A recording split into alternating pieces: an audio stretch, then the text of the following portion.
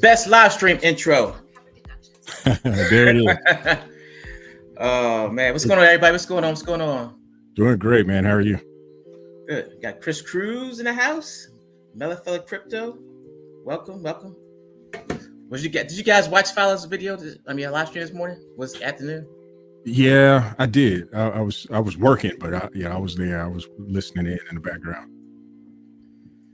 I got to see the last 15 minutes of it. He put a poll up. I don't know if you see. Did you see the poll, Chris Cruz, that he put up? No. He put a poll up. He said, "Who has the best intro? Which YouTuber has the best intro?" It's you, wasn't it?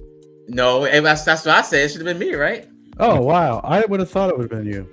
It was Fowler. Yeah, it was Fowler. Oh, he does, man. He ups his game. It seems like he does. Yeah, I have to say, changed the intro or something. Well, the timing that he comes on is hard for me to watch when it starts, but he does. I've seen him a few times, and it's better each time. I don't know if he's updating it or if it just. He must be, because I've seen it every time I see it's like a car just driving in a countdown. Yeah, he's made a few updates to it recent. All right. Let's see who we got here. We got John, who's first. Welcome, John.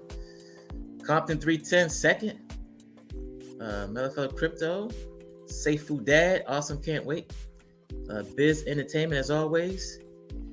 Igor. Hi, everyone. Sharon. Sup, brother. Robert. Love the Friday night crew. Pride, my dude. You guys rock. Bullish. Greetings from Melafella Crypto. Sam, bullish, Vulcan blockchain, king of all blockchain technology. P. Costa from Portugal first. Let's start the show, guys. Tina, evening all. Let's go. Pastilla, last. He's always last, man. Come on. Jaime Garcia, LVG, Tony S, let's go. Tina, up your game, Pride. Okay, gotta up my game. Chris Cruz, hi everyone. Crypto man, anyone going to hold that safe food? Sounds like price will go sky high again. And then we got OBZ even all. Is anybody gonna hold that safe food? I'm gonna hold a little of it. You gonna swap it all? I'm not swapping it all, but I'm definitely playing that arbitrage game. Right. Definitely. What about you, Chris? I've got one bag though that I am setting aside for safe food, but yeah, the bulk of it is going into playing arbitrage and trying to get into escrow.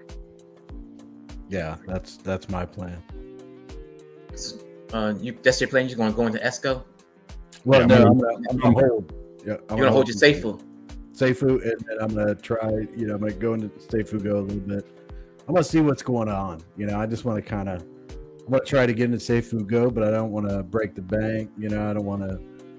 I want to do what I can, but at the same time, I'm open to many suggestions because I think I'm leaning more towards just holding my safe food and going that route. I'm just afraid there are so many people that are talking about getting into safe food go when it launches. It's like, I'm knowing my luck, I'll miss it. Yeah, it's gonna be crazy because, like I said, if you hold your bag, you can just, like you said, if you just hold your bag and just watch it go up, go up, hopefully. Right. And then you can go in and safe food go if you just want to, and just, enjoy that ride going up. And then it's unlimited. There's no limit on how much safe food you can swap over to ESCO. Yeah, and safe food go is a better token, I think. I think it's a better token. Yeah. And at the end of the day, I want to be in safe food go. But how to get there is like the $1 million question to me. It's like, it literally is $1 million question. Yeah, for sure. And watch Gia Legend's most recent video about arbitrage. He talks about. I seen it. That's the one he put out yesterday, right? Yeah. Yeah. Now I saw one like last week, and I was like I said, man, I was stopping to take notes. So if he's got another one, I am pumped. I did not know that. And it's funny because I've been like all over the YouTube the last day, so kind of like sick of watching videos. Yeah, because it's been like crazy. Like the last couple days, especially with like all the info coming out, and it's getting down to 5,000 tokens by the end of the year. Yeah, and what the price can possibly be, it's nuts. So you kind of want to hold. It's kind of, if you do want to get safe food go, you kind of want to just make sure you hold some. Yeah, I was thinking about that too, because the other partnership projects that can add additional LP to the mix. I mean, it could get crazy real fast. Yeah. What do you guys think the price will get up to? Like the first couple minutes, first 15 minutes. I don't even think I think it's going to be just astronomical. I hope there are people with stories that come in that I got in here and got all the way up to here, and it's great stories and everything. And I'd like to be a part of that, but it's also one of those things where I'm a little bit more conservative when it comes to that stuff. So I'm kind of like, maybe I'll hold on to my Seifu Go and see what happens, or my Seifu, and then when I can get into Seifu Go, I mean, that's where I want to be. So price wise, I mean, can you imagine what the price could possibly be on especially just opening day, just the whole day? You guys seen that chart of how much B&B comes in and how much it affects the price? It's crazy. I mean, yeah, you did a video a couple of days. Was it yesterday morning, Crypto Pride, when you kind of gave some insight using Urine Finance? Yes. I got that confused. I thought I was watching the Urine Finance one that you were talking about, but I was watching the one from today. Yeah, the Urine Finance one, because Urine Finance, they got up to like $80,000 at one point. Yeah. And I actually had somebody in my comments said his sister purchased like 50 tokens at $30 a piece, and sold them all at 80,000 when it hit 80,000 and made $4 million. Wow. Yeah, that's the one I watched today. I was like, and then that's right. That's why I had to go back to Thursday, so I didn't watch the Thursday one yet. Yeah, what's going on, Moon God Crypto? Hey man, how's it going? Sorry about the joining a little bit late. I was playing with my 4-year-old Hot Wheels with him for a little bit there and lost track of time. Cool. If you guys don't know, Moon God Crypto is Prisma Finance. I know you want to come over here. You want to go over some interesting topics, some updates, or the progress of the DAT. Yeah. So we are pretty close to finishing up the website here on this side. Should be released within a few days is kind of the goal here. We're basically just kind of going through editing, some grammar and things like that. But we have a really kind of sleek and simple design, which kind of, falls right in line with what we're looking to do, with our project as a whole in general as well too. We don't want to be overwhelming. I know a couple of projects that I've looked at in the past, when you go to their website and their DApp, there's like 80 different links you can click on and 1,000 different things happening. But, kind of a sleek and simple design is one of the things that I've always loved about, going to a good project is like, they don't have to have all this extra fluff. It's just super, super simple. Loved it with Seifu, and we're kind of trying to replicate that same simplicity over here. Hey, can you real quick, for people that don't know, can you just give us a recap of what Prisma Finance is? Yeah. So real quick, Prisma Finance is effectively a revenue generating yield bearing token. In effect, what we're going to do is we're going to handle diversified yield farming for our holders, and effectively we're going to pay out the revenue that we generate to the holders and in the form of stablecoin. And the goal with the entire process is trying to kind of simplify what can be extremely complicated between going through and trying to learn all kinds of new processes. A great example of such is the new V3 liquidity, both in Uniswap and that's coming to PancakeSwap. We're basically going to handle that entire process, making sure things are kind of moved around so that way, we kind of line up within certain metrics that we're looking for that most people, may not either understand or even just want to deal with on their side. And that's kind of our goal over here, is to just provide a simpler process where someone, in effect can just, park some of their, value and be exposed to, a diversified setup. So we're going to have a lot of blue chip farms. We're going to have some stablecoin farms in there as well too. We are going to have a couple of what I guess you could call like quote unquote high risk / blue chip farms as well too. So like blue chip dollar cost average that we'd be considering would be like, your Vulcan, your Ethereums, your Bitcoin, your BNB, stuff like that, where we're basically going to have those. We're going to, stake them in a couple of different places, use some lending options, hold on to some of them so they can just kind of grow as time goes on as well too. And then we're just going to, pay out our holders in stablecoin. Just very simple, easy process. Nothing crazy over the top. Now, I know you guys are waiting. I guess the only wait you guys are waiting for the Vulcan blockchain is to find out which stablecoin we want to have, right? Yeah, it sounds like, I hate to say it kind of like this, but it sounds almost like a point of contention from us where we're like, we're trying to hold off. We don't want to pair with Vulcan, things like that. We don't have anything against Vulcan in any way, shape, or form. But our idea behind it was, we saw how Seifu was affected by BNB's price tanking. Like Seifu was doing well. You looked at it, in terms of their buys, they had like, $2 million in buys and $500,000 worth of sells. But the price of Seifu was going down because BNB was getting absolutely mauled.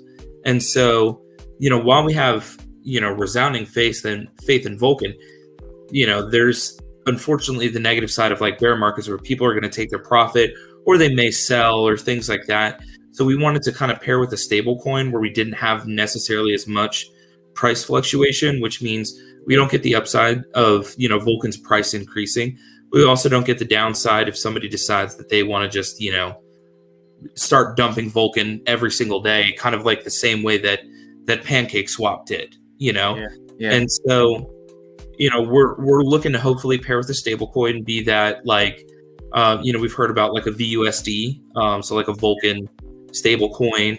Obviously we'd love it if like USDC or even USDT came over as well too. So like on this side, we're kind of just tentatively waiting to see what Vulcan is going to end up bringing over to the chain because, every chain ends up having a stable coin at some point in time anyways. So we're just kind of waiting to see what happens there. And really kind of the debate that we're having on our side is, do we want to just go ahead and launch on BSC, start getting some farming? So that way we're not necessarily taking away on the Vulcan chain where like people are having to sell their Vulcan to come and do this.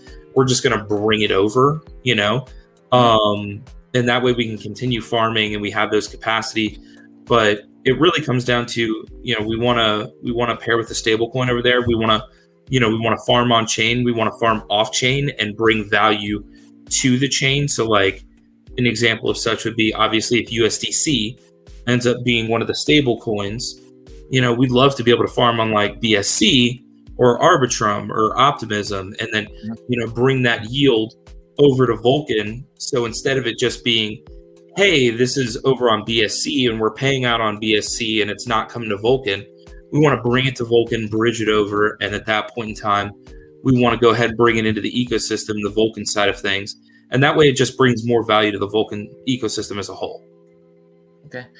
Now, I know you can't really tell us about how much you're going to be like the APR, APY, but I was reading like the white paper where you can kind of give us like almost like an estimate of what it's going to be like daily return.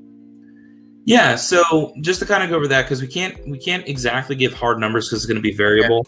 Yeah. What I pretty much do, in my actual job, I work in the finance industry. I work in the IT side of, the company that I work for. So I actually get to see a lot of the way like historical mappings, historical data, things like that in terms of like standard stocks, bonds, mutual funds, ETFs, things like that, and the way that they kind of work.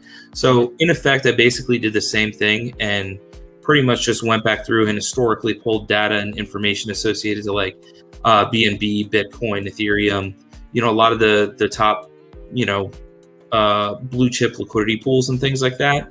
And just kind of the APRs, APYs that they had at those specific points in times, set them up within a system so I could kind of predict out how much APR we'd necessarily get, and then for lack of better terms, I kind of pulled it back and tapered it back a little bit as well to be slightly more conservative, because I kind of feel like as a baseline, the bare minimum that we'd be able to do is exactly what any stable farm would be able to do at this point in time, which is roughly in about the 5 to 7% range, year over year. That's just if you were to put everything into BUSD, USDC, and USDT liquidity pools and do nothing else and just let that farm, in effect, as long as nothing depegs, you're going to make about 5% on the year.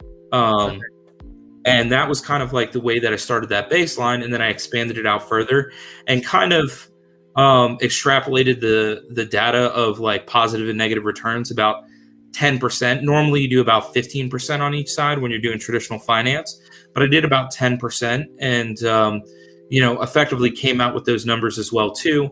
Now I will say this much. I have been playing around with both Uniswap and PancakeSwap's V3 liquidity, which adds a little bit more of, I guess the best way to call it is like focused liquidity. And so the ranges that we're kind of looking at in there are giving actually better returns than what we have in the white paper. Now, most of those are more estimates than anything else at this point in time, because again, they don't have the historical data to really pull from. But those numbers that we've pulled, just kind of playing around with their systems and using some of the calculations and then being a little more conservative on them, are actually beating out the numbers that we have in our white paper. So it looks really solid in this side over here. The numbers within the white paper are fairly conservative, but are fairly in line with what you'd normally expect between like a full-blown bear market where the only thing you're going to make money is basically stable coins, all the way up to a bull market. One of the things that we kind of had as well too is obviously we had some outliers. Like I think one of the years where I kind of like mapped this out over about 18 years, one of the years had like 137% return. So, and it's just like the likelihood of that happening is astronomically low. So obviously I kind of like left that out of my system, in the same way that anybody who, is trying to be honest and upfront and, be transparent. You're not going to be like, yeah, earn 137% APR, that's not the way you do it. So I kind of struck out some of those outliers and things like that. And we ended up being in a position where, it's not going to necessarily net the highest returns that are out there. Like if you were to be in this, line up everything perfectly, yeah, you're going to beat out what we're going to do here. But our goal is to be consistent, to be safe, to diversify, and allow people to be exposed to, to multiple projects, multiple tokens, and, really get the feeling like, hey, if BNB is taking a hit, my Bitcoin and my Ethereum is up a little bit though, and that's kind of like the mentality that we have here. So yeah, we definitely are feeling really strong going into this, current market sentiment. Okay. Now, are you the developers as well?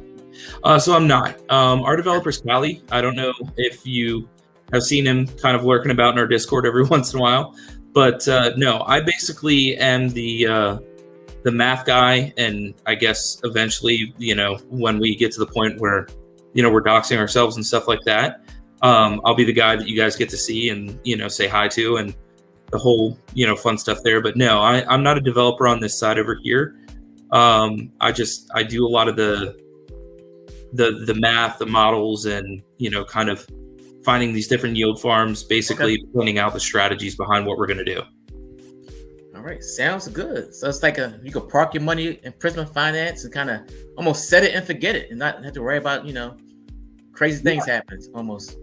Yeah, absolutely. And the positive with our system is, since you are paid out in stablecoin, it's going to be just deposited directly into your wallet.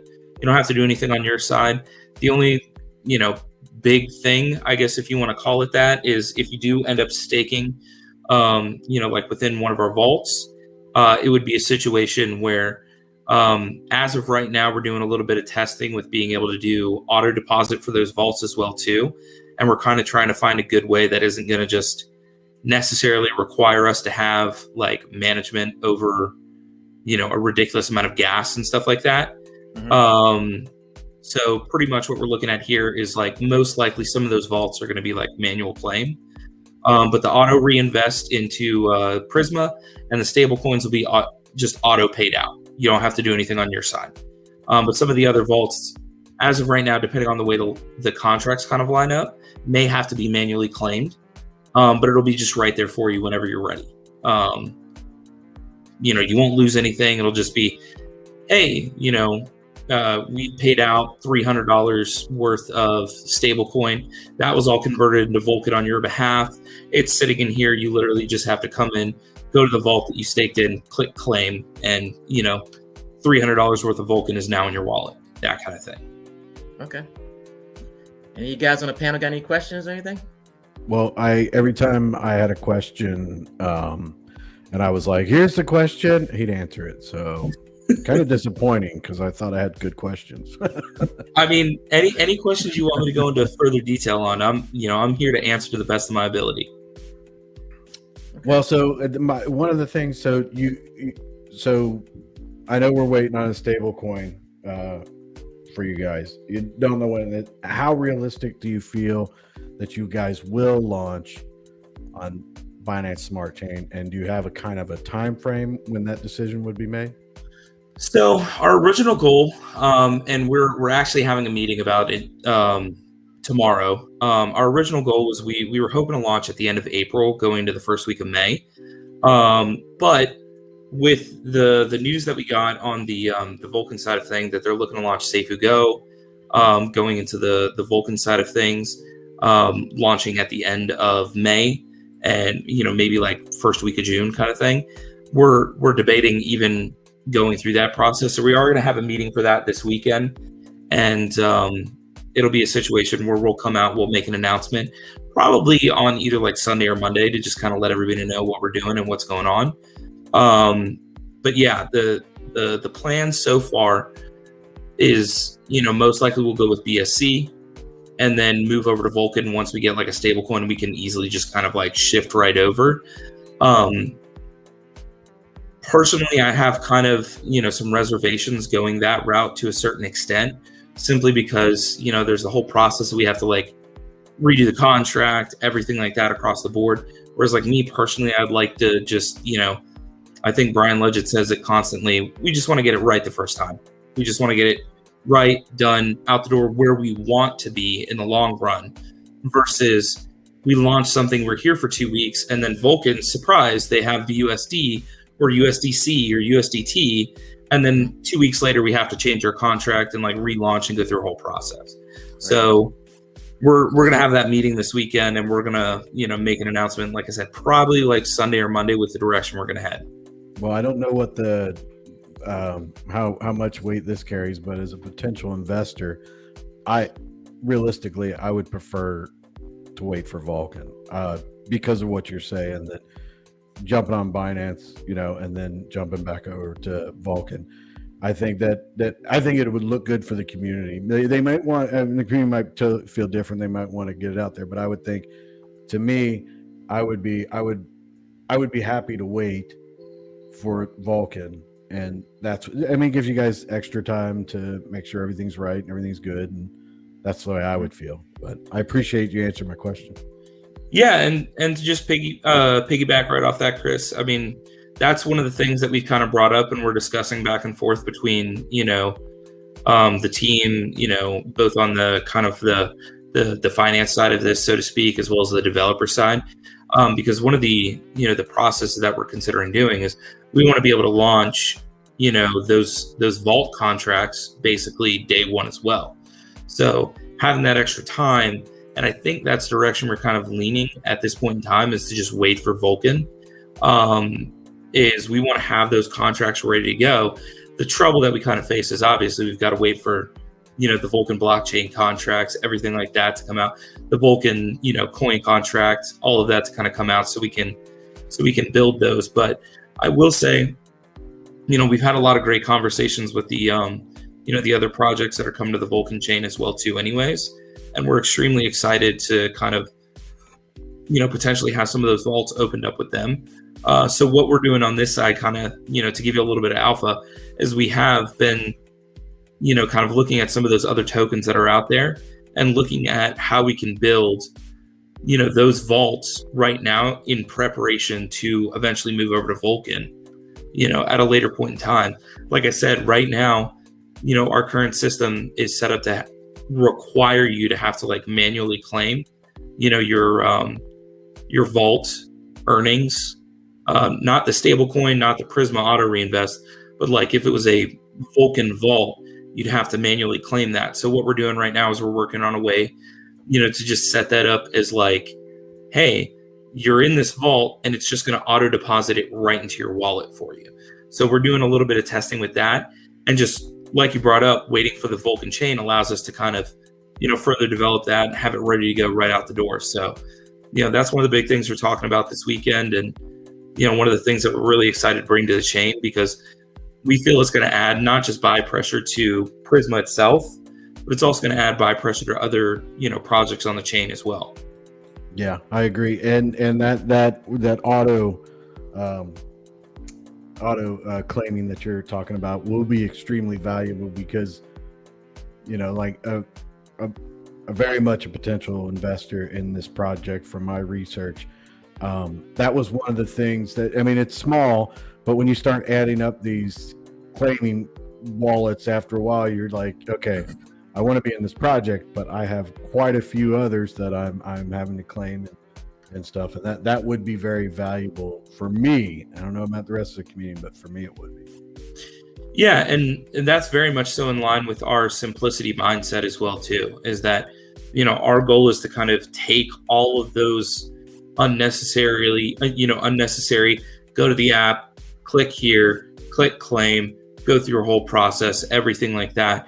So yeah, that's definitely what we're looking to do on this side. We got a little more testing to do, and I don't want to throw anything on our devs that that they're not able to accomplish, and I don't want to promise anything that we can't fulfill.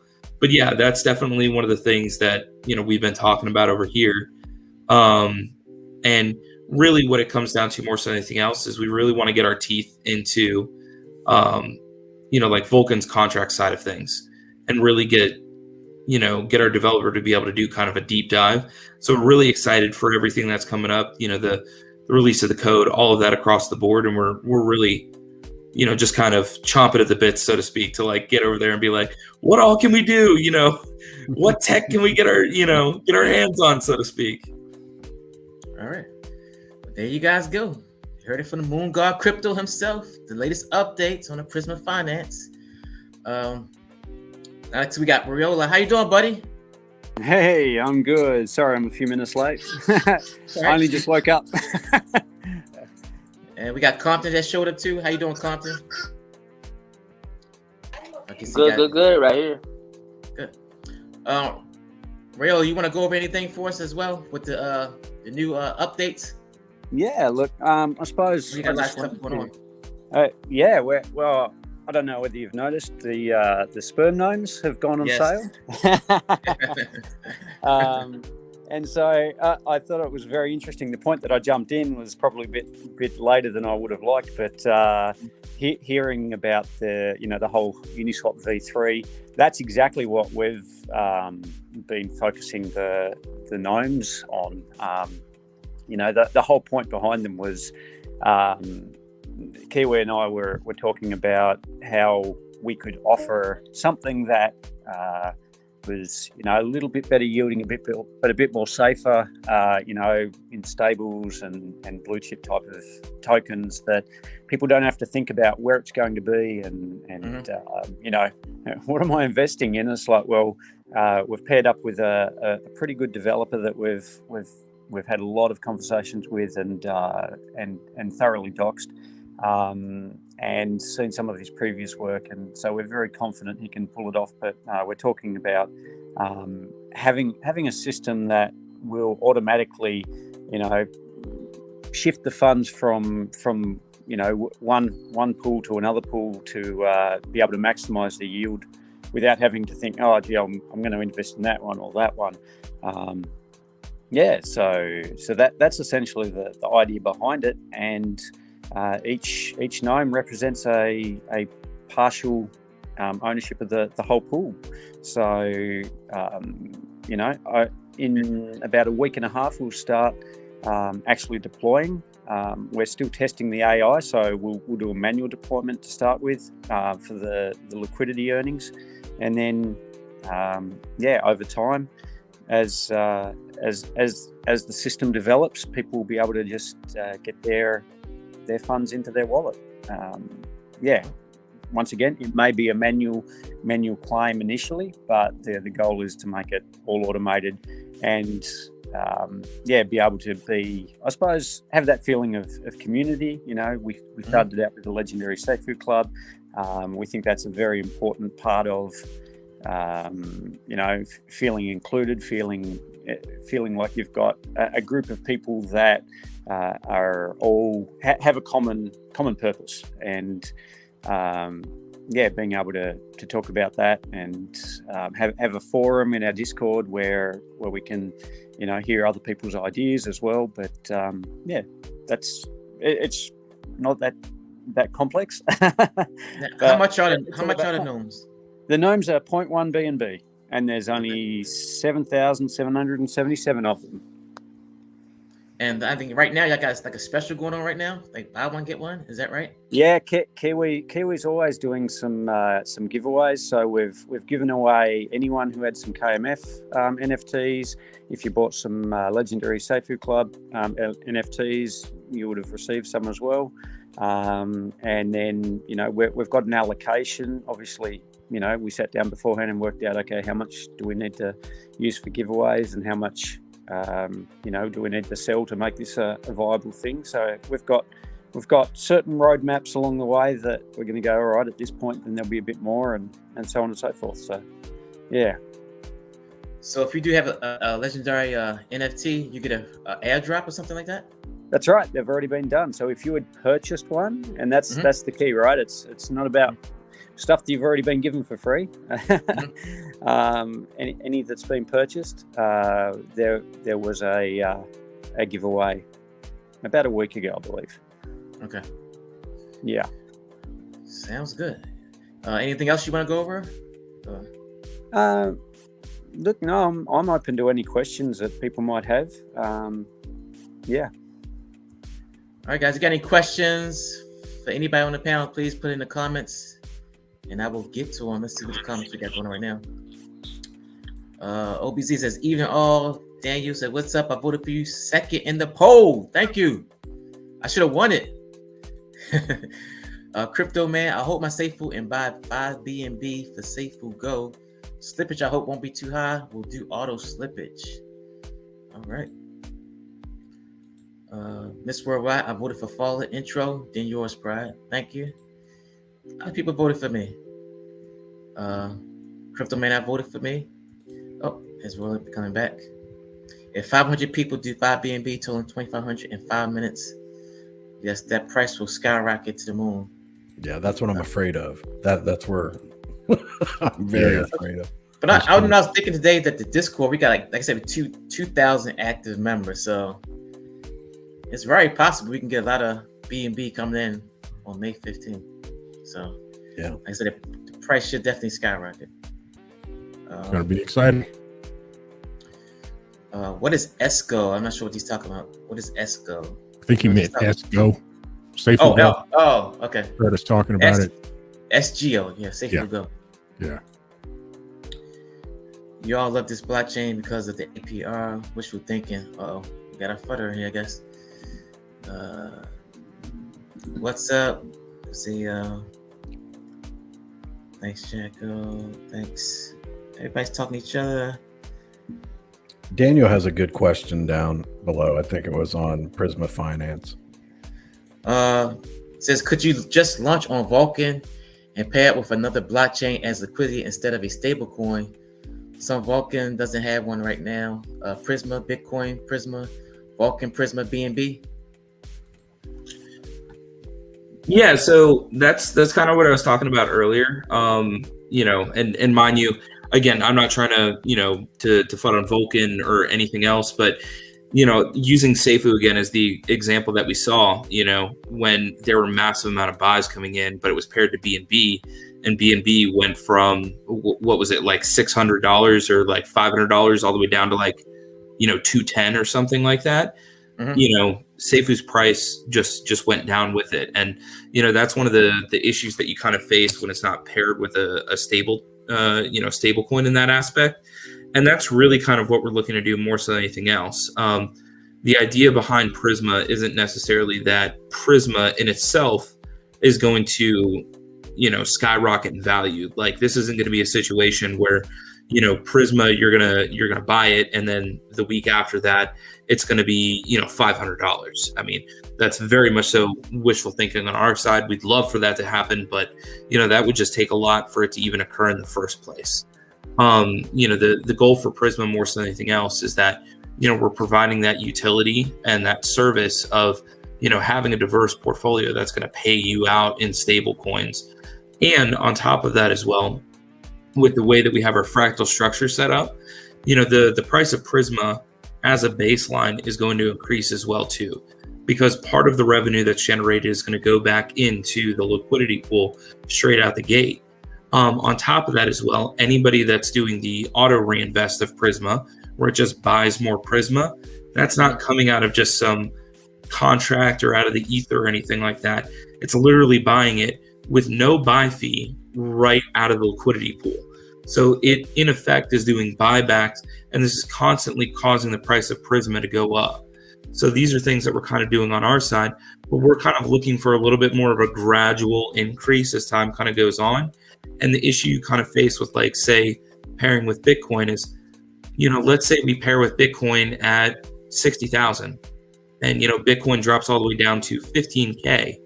It's a situation where, like, to no fault of our own, to nothing we've done on our side over here, the price of Prisma is going to drop, 70%, and that's just something we don't want to have happen on our side over here, because the goal is for Prisma to be consistent and the revenue to be really what is kind of like the backbone behind it as well.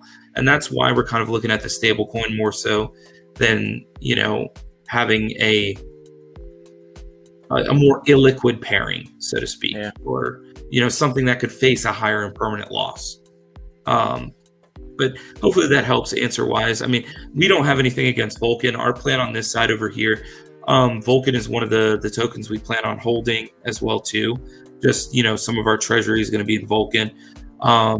Just as a baseline, we want to have more than enough to cover any kind of gas costs. And, the idea behind all of these processes and why we're looking to automate them is we don't want, costs of doing things within our ecosystem to fall on the holder. We want to take that on ourselves. So we want to have, Vulcan on our side, allow the APR to kind of pay us out more Vulcan, then use that to, offset gas costs that we have without actually having to really, quote unquote, sell Vulcan. So we're kind of trying to be extremely efficient in that case as well too.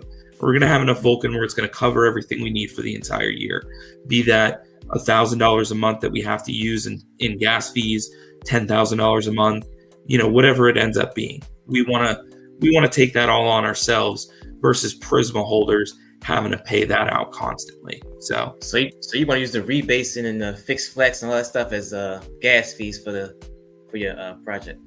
Exactly. So our entire mindset behind that is we want to, to use the Vulcan ecosystem to its absolute pinnacle here. We want to be able to, provide the added benefits to, buy and consistently buy more and more Vulcan as time kind of goes on. So that way we're sitting on effectively this chest of Vulcan that we can then do things like, additional reward payouts, things like that. So as an example of such, let's just say we end up with like 10 million Vulcan, right? We'll just say $10 million worth to keep it simple. And that rebase is at 40% every single year, or roughly 44% every single year. So that's like what, 440,000 tokens, something like that. Maybe my math's off. My brain's a little fuzzy today after work. 4.4 million tokens. Sorry, 4.4 million. So we're not going to need all of those tokens every single year. Well, what does that mean? We can pay out additional rewards to holders. I mean, it's as simple as that. And that's kind of the mentality and the mindset that we have going into this, is that we want to get to that point where we're self-sustaining within our portion of the ecosystem, by using the benefits that Vulcan has. And then once we get self-sustaining, we increase upon that as well too. And then we can provide not only the stablecoin payouts, but then additional rewards on top of that by saying, hey, here's your $200 of USDC, for this payout. And here's a bonus based on the rewards that we've reaped from Vulcan in and of itself of an additional $100 of Vulcan and kind of do things like that. So we're really kind of looking to use the Vulcan system as a whole and make sure that we're looking at all sides of this so we can absolutely take full advantage of everything that the blockchain has to offer. Okay. Now, are you guys going to do a pre-sale? Yeah, we are going to do a pre-sale. We're looking at Pink Sale as the launch pad. So we were extremely excited when Brian Legend came out and said, hey, we're looking to partner with Pink Sale and, get Vulcan set up on there. So yeah, that's definitely the direction we're looking to go. At a minimum, it'll be Pink Sale. I'm kind of a little bit unfriendly with them just in terms of they have very unfriendly terms, we'll say, in terms of hey, we're gonna take 5% of whatever you raise and stuff like that, and you have 3 days to buy it back if you're gonna pay it out in your native token and stuff. So I'm personally hoping that Vulcan's gonna have their own launch pad and we can just go that route.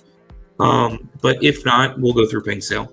And to kind of give a little more detail on that as well too, anyone that does buy in, through that process, we'll roughly see about a 7 to 10%, increase from where they purchase to where the token price starts. So, the price, depending on what, we raise, will in effect be anywhere from about 7 to 10% better to those that get in during that launchpad process than where we actually launch at the official value. Nice. Yeah. So there are definitely going to be some benefits with getting in early. There are definitely going to be some benefits with, as the price kind of goes up, and the way that we have our system set up as well too. It doesn't matter how much, we get on our side over here. It's always going to be in that 7 to 10% range. It gets a little more beneficial. You get a little bit more out of it. Obviously, the more we raise, because it's easier for us to kind of, change around and move around some of the allocation, in that process. But at a minimum, we're looking at 7 to 10%. You hear that, Chris? No, I lost the whole screen. I lost everything. I didn't hear anything. Oh man. Okay. I don't know if I can say it again, Chris. Can you hear me? Yeah. Can you hear me? I can hear you now. Yeah. You can't hear us? Oh, he lost Chris. I think he's rejoining. Yeah. Oh damn, he wrecked. Oh god. All right, we got Richard Hellman. Hey guys. Ordered my one Vulcan personalized license plate today. Very exciting days ahead. Nice. Is Biz dropping the links for the sperm gnomes? How'd you come up with that name? That's a very, very interesting question, and a very, very easy answer. Kiwi was talking to Jason about it, and he showed him some of the artwork before we launched, and Jason said they look like little droplets of sperm. And so it's tough. Okay. Oh man. Oh wow, buddy. Yeah, that's Kiwi's humor. So, Right. I got to stay on brand. Yeah. We got Melon Delight says hello guys. Hello Melon. Let's see. It says for chain product, I would like this especially with Vulcan Prisma, meaning the blockchain pairs. Because if you paired it with Vulcan, this has 5 streams of income. I would think about launching this with Vulcan. Then he comes back to stablecoin strategy. I understand, but Vulcan to me is more valuable than any stable coin. So to answer that, pretty much more so than anything else, the biggest drawback, and we'll call it, we'll do that with like air quotes because it's really kind of like a negligible drawback, so to speak.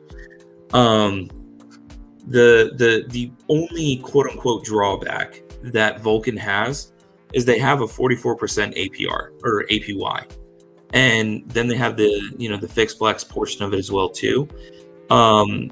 So what that means is that in order for Vulcan to be net positive on the year, they have to generate 44% of whatever the current value is. And so the problem in that aspect that you come into as well, that's just hard to do consistently as time goes on.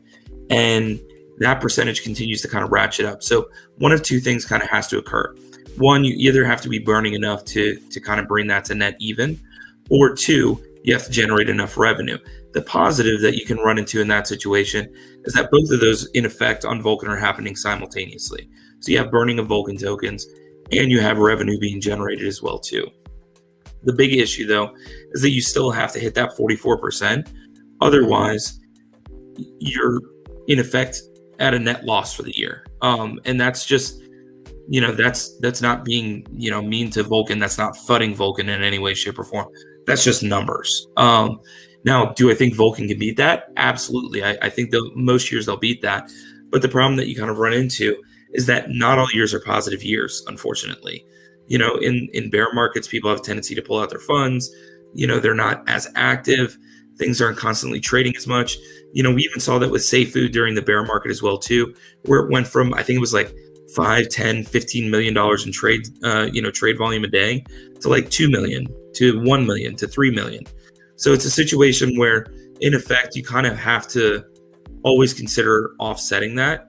And while it's not necessarily, as bad as it could have been when they originally were talking about the original APY, where I was kind of like really biting my nails on that and very, very nervous about it. When they came out and said 44%, I was like, that is absolutely reachable and manageable every single year, But the other side of that as well too is that, not only are you fighting the APY, you're also having to fight just sell pressure as time goes on anyways. And that's just one of the toughest things in general. And Vulcan, definitely has a fairly large supply of tokens as well too. I think if memory serves, they're starting off with roughly about 58 million tokens, which is, quite a few tokens, just to be fair, but that doesn't necessarily, mean overarchingly that it's putting itself in a negative position. It just means that, of those 58 million tokens that'll be out there, it's going to have a 44% APY. And that's just, it ends up being a lot of tokens that they kind of have to try and, burn through every single year, or revenue to offset it every single year. So I think that's the toughest thing that Vulcan's going to face. I think they can absolutely, though, accomplish, meeting those expectations or beating them for sure. All right.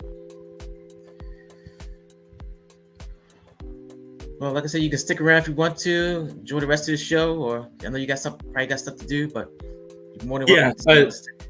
Well, me and the family are going out to grab some stuff for our vegetable garden. So, yeah, I've got to jump real quick. Yeah, I mean, if I can say something else really quick though, Dan, I'd love to talk with you about it more, man. I don't want to take up all the time, just kind of, going back and forth with you on the whole Vulcan versus stablecoin. I'd love to just talk with you about it, dude, because I love, hearing other people's opinions, and I don't want to take up all the time on here just talking about that, because I could go on with you for hours here, brother. But yeah, shoot me a message, man. I'd love to hear from you. I appreciate it, Crypto Pride. Thanks a bunch for having me on, man. No problem. Appreciate it. Yeah, you guys have a wonderful evening, and have a great weekend as well. All right. See you soon. All right. See ya. All right. I guess we lost Chris Cruz, huh? He's having Yeah, we technical did. difficulties. Compton, what's up, buddy? He lost him too. Yep. Hey, can you, Biz, if I'm you're here. out there, can you post a link to the Safe Food Discord for the Greatest? He's got questions and. Oh yeah, he's in here fudding. What's that? I think he's in here fudding. Greatest. Maybe he's looking to get some understanding of what's going on. So we're trying to make sure he has all resources available to him to do that. Now I can hear you. I seen him and Daniel going back and forth. Yeah. Hey guys, thanks for having me on. Oh, no problem, man. It's sorry I dropped out just as I said, have you got any questions? And then my Wi-Fi dropped out. Great. Was there any questions that before I leave? I don't think so. I don't see any. Let's see. No. Oh, that was very, very easy, wasn't it? Yeah. All right. Thanks, guys. Good to see you all Thank again. you. No Thank problem. you. All right. See you. Brad, you can hear me, right? Yes. All right. You hear us? I can hear everybody and I can see everybody now. Oh. Loud and clear. Let's see what else you got in the comments.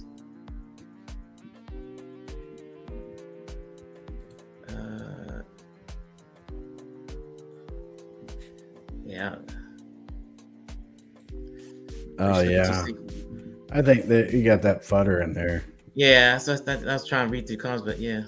Well, he put a comment up there a little bit ago where his friend invested 10 grand and got 65 grand out.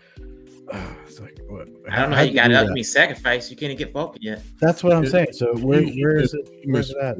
He went back and said it was Safe Food. Oh, Then he says, I will get 300K dollars soon. So looking for investment. This seems pretty interesting. So maybe he's not funny. all right. Well, maybe he's Maybe looking he at is. these Who other knows? projects. Not necessarily funny. He's just looking to get some information. Let's hope so. Oh, then he got Daniel. I don't know. Oh my God, greatest way behind. Oh my God, you have no clue. You're talking about the sacrifice. And I told me you need to get caught up. Oh, that's what he's doing right now, getting caught up. It was kind of weird today. Daniel didn't have a live earlier. I was like, what am I know, gonna Daniel. do? What's going on, man? You didn't have a live stream today. What's up, brother? I found myself aimlessly wandering around the office. Like, what am I going to do now? Daniel, I should have a live. No, every day before I post my video, I look at my YouTube and make sure Daniel's what time he's doing his live. I didn't see him today. I'm like, what? I almost like looked up Compton and was like, hey, you just want to do a live and just sit there and talk about how Daniel's not online. Compton want to talk about the gym. Yeah, I mean, he's always on there. Every once in a while, man, he just drops knowledge, comes off mute, drops knowledge, goes back on mute. We're gonna talk about how many rats he caught today. How many rats you catch today, Compton? Oh yeah, OBZ says Daniel went live with Faucet. I saw like the last 15 minutes of it, and I saw like Kryptonian out there stirring the pot, and I'm like, Oh yeah, they was going at it again. Them two guys fight like it's no tomorrow. They always fight. You know what? I told Daniel, I said, you need a moderator, and I have no problem moderating them. And like, there you go. Oh, now I'm in trouble now. He's like, what's going on, fellas?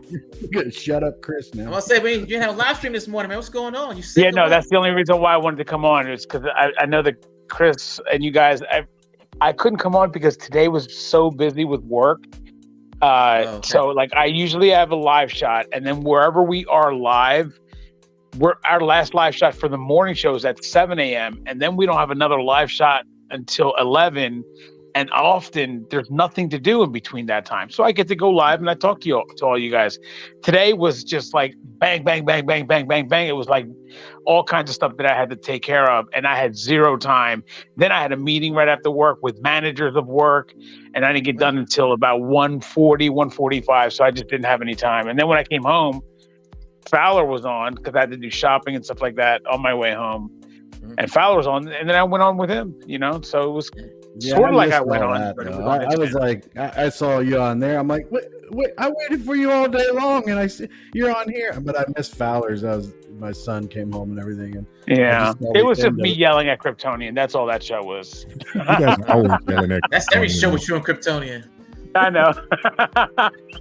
He said he won $50 off his wife or something. I saw that at the end. He said Yeah, he said that he won because he bet her that he could piss me off, and then I was like, "You should just get that money back," because I was already pissed off at him, and I was yelling before he even said anything. Kryptonian.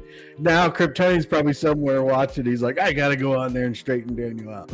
You know, it was just because we were talking about different things and the crypto industry in general, and regulations. We played this. I don't know if you guys in Pride, you should play this video for everyone watching now. By the way, it's a video of go to YouTube and find Coinbase reaction to the SEC.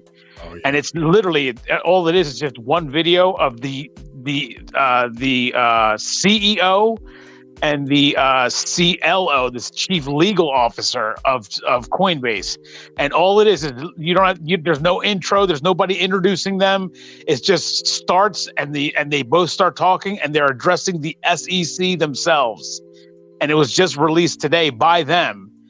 Talking to the SEC, and it'd be something great, obviously, for everyone watching your stream right now to watch. I gotta see which video. I don't know what it is. And it's the one that, like, just tell me the name of it again. What's on there? I punched in Coinbase reaction to SEC. Let me show you my screen, I guess, so you can see it.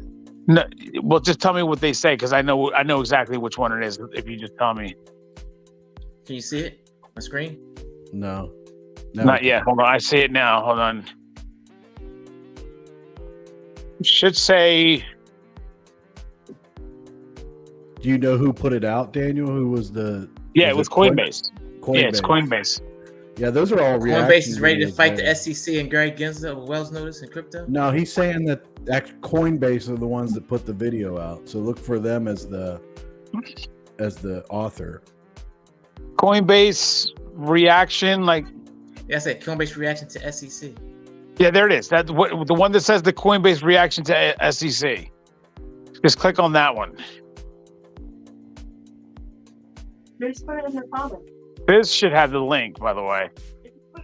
Yeah. Oh, yeah. Biz he put it in the, he's in comments? Yeah. Let's see. Yeah, he's on top. We should just sat there and waited a second. He would have had it up. This is why I was all over it because she's like, Biz has it in the comments. Yeah. Well, I mean, he's so good. Miss Worldwide's good at that too. I mean, we got a lot of behind the scenes support, man, because they're it's people amazing. That's Discord. Absolutely That's for the amazing. Discord. No, it's in our comments in the video. The video is in the comments of the chat for this video, for this live. So when you I get see it right up, here. though, I got it. Oh, I can't click on videos. Oh, damn it! I can't click on the links not on chat. not on your comments. You have to go. You have to open up your. You have to open up YouTube. Go to your video on YouTube and then click on that link because you can't click it on you can't click on it on StreamYard or Here you on go. YouTube. Though. If you want to put it up, I can do full screen and it's down the bottom, Pride, if you want. That's definitely not it. I don't know what that is.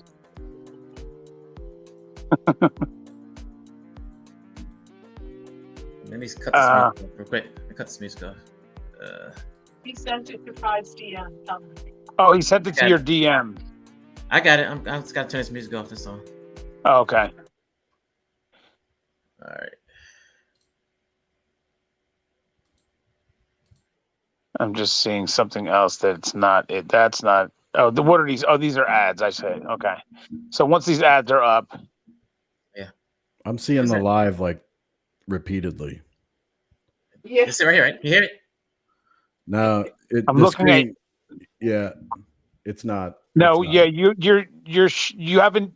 you're not sharing the actual tab. You're sharing the whole screen, and we're on your like Yeah, It's giving a lot of feedback right now of the screens. Pride, bring it. Yeah. I'm sharing it down there. Just bring that on the screen, and I'll turn it on mine. Okay. Down the bottom there.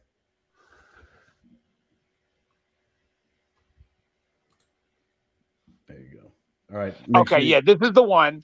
Now it's like 15 minutes, so you guys are gonna get a break here. So anyone who's on the panel that doesn't, it's gonna be it's 13 minutes and 39 seconds. You can react to it, but just don't stop it. Let them talk, because it's 13 minutes of like just really great reaction. And this is from the chief legal officer, that's him, and then Brian Armstrong, who's the CEO, the chief executive officer of Coinbase, just railing into at the SEC, saying, guys, we're trying our hardest here and you're not helping us at all. We don't want to have to go to court, but we will. And if we will, it's not going to end well for you. So this is a fantastic video for everyone who's crypto to know that they're not backing down. And in fact, they're putting up a fight, and they're starting with this video, at least with this reaction, telling them we're going to fight you. All right, let me know if you can hear it, and then I'm gonna mute myself and go off camera. So I don't know if you want to go full screen on this, Pride, or not. To the chair, you have to do commissioner, and staff of the Securities and Exchange Commission. Can you hear it? I want to thank you for this opportunity to speak directly to you. My name is Paul Grewal. I'm Coinbase's Chief Legal Officer, and with me is Brian Armstrong, the Chief Executive Officer and Chairman of Coinbase. I'd like to start by turning things over to Brian to say a few words. Brian? Yeah, thanks, Paul. So again, thank you for the opportunity to respond to this Wells notice. And I thought I'd share a few words just about the founding story of Coinbase and why I decided to base it here in the US and how we've proactively sought out compliance over the last 11 years. So back in 2012, I had just read the Bitcoin white paper, and something clicked in my head when I first read this, that this might be a very important technology breakthrough that could help update the financial system globally. I'd had a firsthand experience seeing how difficult and challenging certain aspects of the financial system were. I had been a software engineer at Airbnb, and I had seen how difficult it was to send and receive payments globally to 190 countries.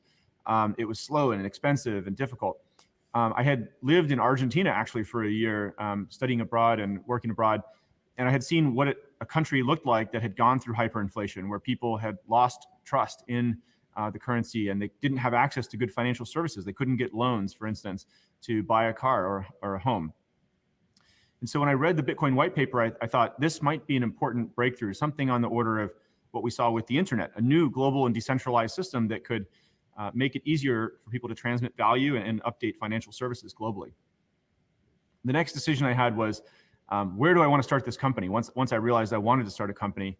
And, I went to some early Bitcoin meetups in San Francisco, and people were telling me, you shouldn't base it in the US. It's going to be too challenging. There's 50 state regulators and multiple federal regulators, and you should start it in Hong Kong or Singapore. And there was other firms that were starting at that time that did that. But I made the choice at that moment to start the company in the US because I knew that even if it was more difficult, the US was a major market. There was respect for rule of law. The US was a financial hub, a technology hub. It was a place where I felt entrepreneurs could work in good faith with regulators to help define clear rules for new industries as they emerged. And so I was lucky enough to raise some venture capital money. The prototype on my laptop, nights and weekends, turned into a small company, and we went off to the races. 11 years later, fast forward, this strategy of proactively working with regulators in cases where it really wasn't clear what we should do because it was a new industry, we tried to do the right thing in the absence of clarity and demonstrate good faith effort that would allow us to bring this technology in a safe and thoughtful way to hopefully 1 billion people someday. So here we are as a public company. I think we've made enormous strides. And I think the message I'd really like to leave with the commissioners and the SEC is that we're committed to working within the regulatory perimeter. We want to see a clear market structure for trading crypto securities. Not all crypto assets are securities. There's also crypto commodities. There's stable coins. There's crypto that's artwork. We're going to work with multiple regulators to make this industry safe and trusted. And a Wells notice at this stage, when there is not a clear rule book, is not constructive, and it's not good for America. We are prepared to defend that position in court, but it doesn't have to come to that. We welcome a true dialogue about a workable path forward for our industry. Now I'll hand it back over to Paul. Coinbase has been talking to the SEC about our business for many years now, including sharing our legal views on our asset listing and staking services. We have repeatedly asked the SEC for its own views on how securities laws might apply to Coinbase and our industry. And to be candid, we've mostly gotten silence in response. But we were very proud when 2 years ago, in April 2021, the SEC declared effective Coinbase's registration statement, allowing Coinbase shares to be sold to millions of retail investors.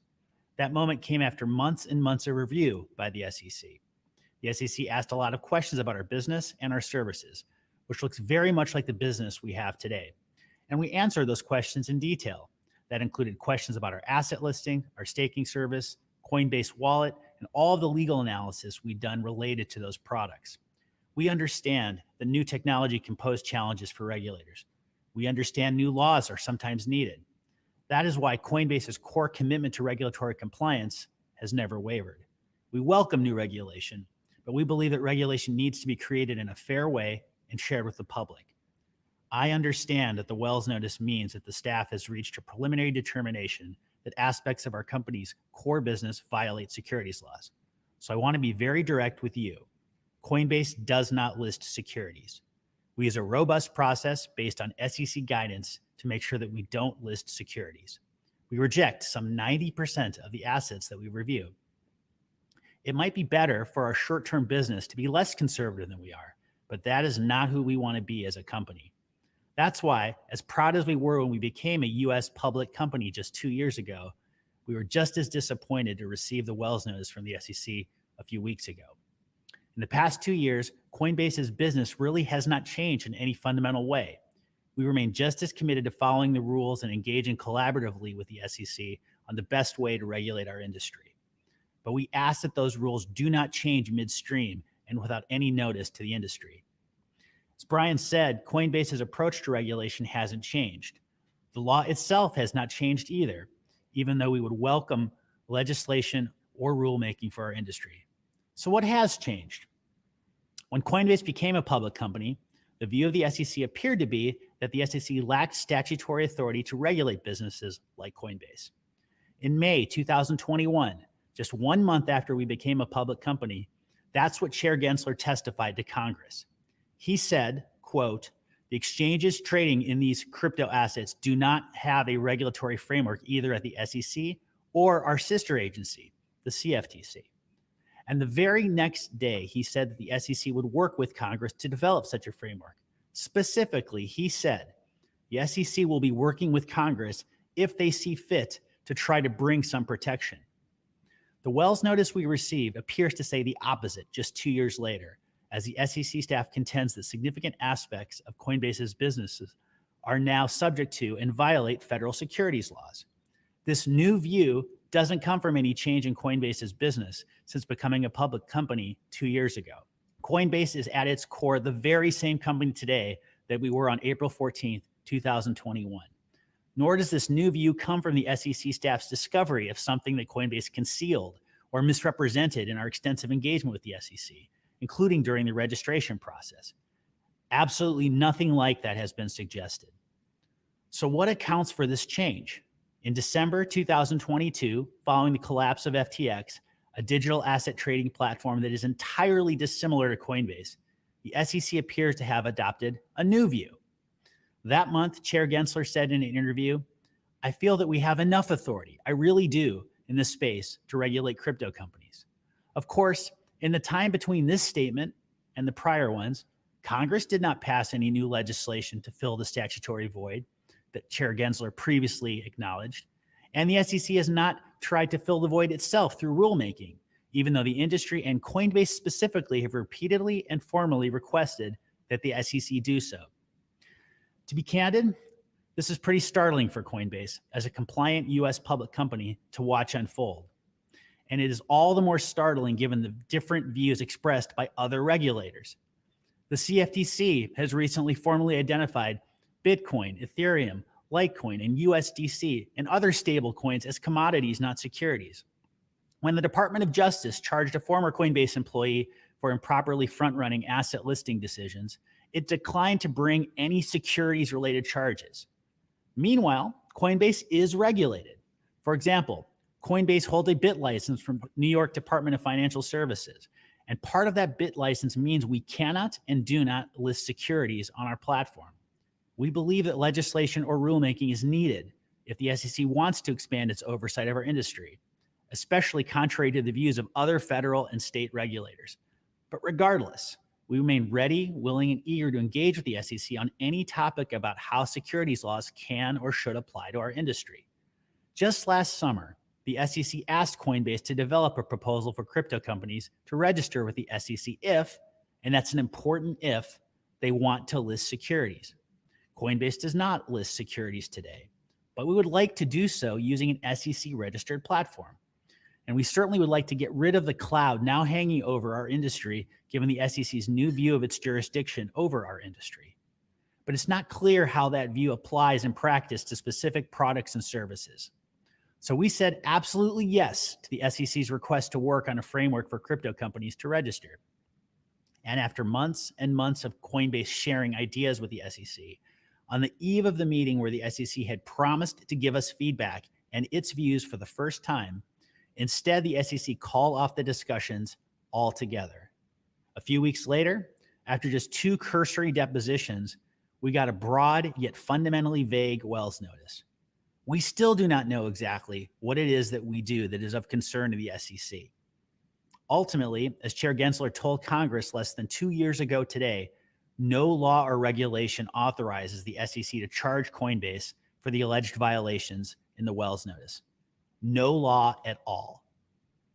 So we are on the brink of a fight that doesn't need to happen and frankly shouldn't happen at a time when we could be working together to provide clarity and stability to an important new industry for consumers and investors, not to mention the US economy as a whole. We are instead gearing up for litigation. Coinbase does not want to litigate against the SEC, and the SEC should not want to litigate this case either. Litigation will put the SEC's own actions on trial, erode public trust in the SEC's mission, undermine any incentive for market participants to engage with the SEC, and put at risk broad aspects of the SEC's enforcement program.